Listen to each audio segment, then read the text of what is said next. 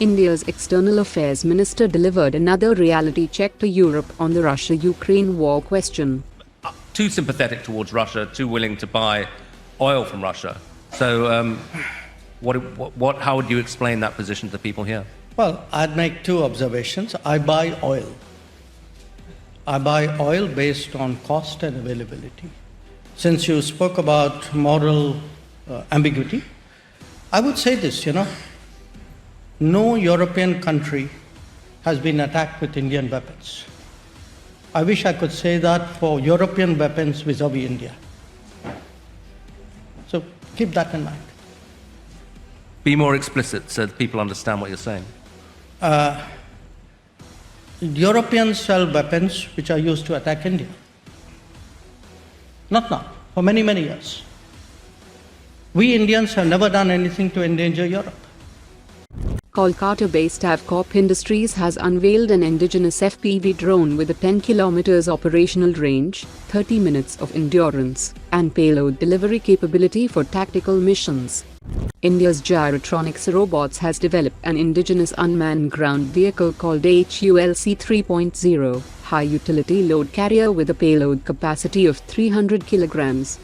The Indian Navy's explosive ordnance disposal team has successfully extracted an unexploded missile warhead from a Marshall Islands registered oil tanker. Turkish media has reacted sharply to India's expanding defense cooperation with Greece, Cyprus and Armenia, accusing India of waging a proxy war against Turkey.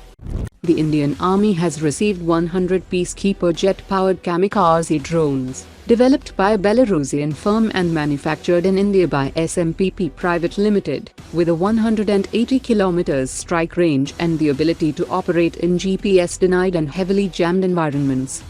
The Indian Navy has received 21 of its 24 ordered MH-60R Hawk helicopters. However, with an overall requirement for more than 100 naval helicopters, the Navy is considering a follow-on order for additional MH-60. The Defense Procurement Board has cleared a proposal to procure more than 300 additional K9 Vajra self-propelled howitzers from Lausanne and Tobruk, and the proposal will be placed before the Defense Acquisition Council next month for final approval. The DRDO is developing an indigenous liquid-fueled Ramjet engine for the BrahMos-NG missile. The recent BrahMos-NG design changes could be linked to integrating this indigenous Ramjet instead of a Russian engine. While this may delay the program, it would significantly strengthen India's long-term self-reliance in advanced missile propulsion technology. Recent satellite imagery indicates that the AMCA engineering model is undergoing radar cross-section evaluation with the indigenous Surya Very High Frequency Radar System. The trials will generate critical data on the AMCA's radar signature across the electromagnetic spectrum, enabling engineers to assess its low observable performance against various radar frequencies and optimize the aircraft's stealth characteristics before the commencement of flight trials. The 10-year development roadmap sees prototype rollout by early 2027, first flight in 2028. Certification by 2032 and induction by 2034. Ahead of Prime Minister Modi's visit, France has assured that it is comfortable sharing technology for the Rafale fighter jet, with local production and integration of Indian weapons forming part of the deal.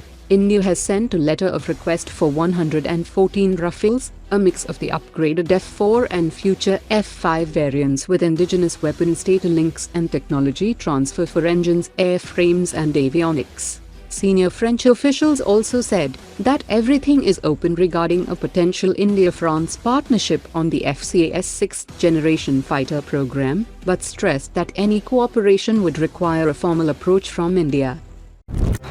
Today's top 3 comments.